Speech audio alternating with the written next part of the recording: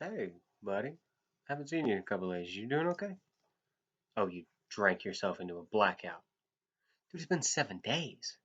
Look, I'd be concerned if I wasn't so damn impressed. Anyway, here's what you missed. All right? Before we left the monastery, Bone Crusher pulled Ray and Amber aside for a chat. I'm pretty sure it was just to make sure they understood the lesson, but you'll have to ask them about that. Once we started flying, Ray contacted Craddock to see where he wanted to meet. So we started heading towards Mountebank Cove in the Moonshades. Now, Ray said it'd be hard to get where we needed to be, and she certainly wasn't wrong. We're currently docked on a cliff overlooking the cove. First couple of days were surprisingly nice. We made better time than we expected. Saw some smoke rising from the forest, but not more than we expected. So, as sad as that is to say, we're fighting a war. What are you gonna do? Third day was a bit more eventful. While Constantine and I were in my makeshift workshop on the ship, working on a little project, Legolas came over to the sending stones to let us know he saw a carrier pigeon being attacked by a hawk. So I did the only logical thing and jumped off the side of the ship and flew down to it. Took out the hawk, though it had already killed that pigeon. I brought the letter back to Legolas and Constantine. I couldn't read the damn thing, which was weird for me. But they decrypted it, revealing plans from the cult to move some gold in the Mirror of Dead Men to be teleported elsewhere. Where? No idea. But that's less of an issue. We did go ahead and inform Lord November and Admiral Ice Knife of our discovery. Actually, remind me to check in later and see what became of that, because they've still got to look into it. I think they're going to send troops out, so we should know something pretty soon. I hope. Uh, Day 4, we passed over Daggerford. They have massively reinforced that city. They've got this huge military encampment right outside the walls. Uh, it seems like they're very much prepped for war, which is good. Somebody needs to be. Now, once we hit the open sea, elevation dropped to about 250 feet because the ship was working to be at 500, and it just really didn't seem worth it to overwork the ship like that. So we went ahead and dropped it down a little bit. But we kept going, making a pretty good clip.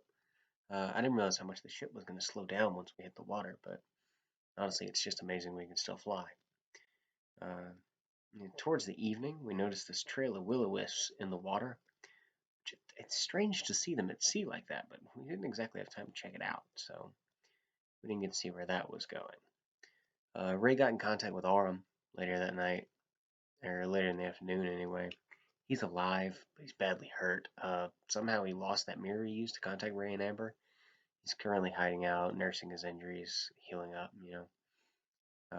As our sunlight started to recede, Jeffrey, up in the crow's nest, he spotted a water spout a little ways out. Uh, it started to pull the ship in towards it, and I started to get worried. I pride myself on preparedness, but I had nothing I could do.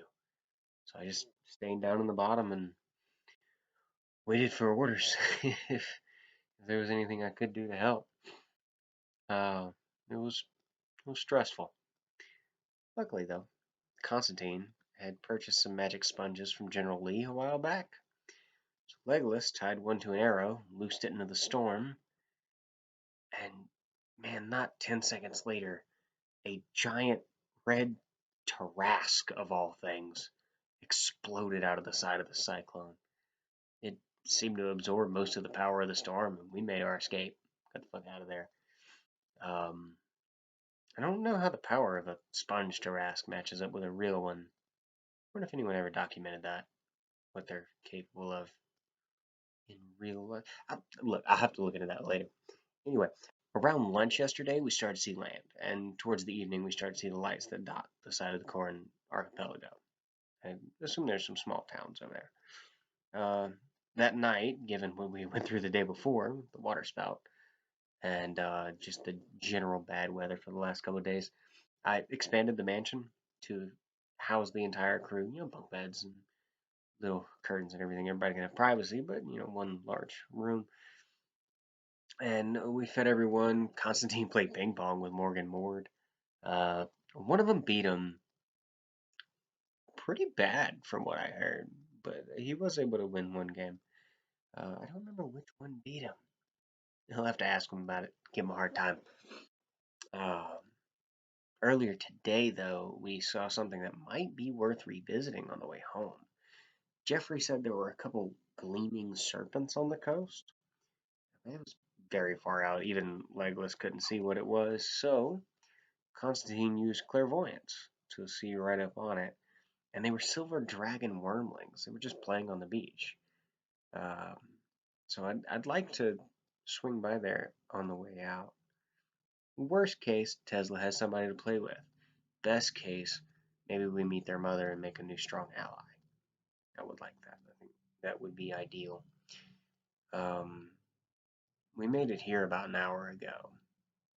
Ray went down alone to speak to Craddock. I don't agree with the decision, but I do trust her. We'll have to see how this works out. She's got sending stones in hand, so we'll hear if there's any trouble. Hope you enjoyed the recap, and see you tomorrow.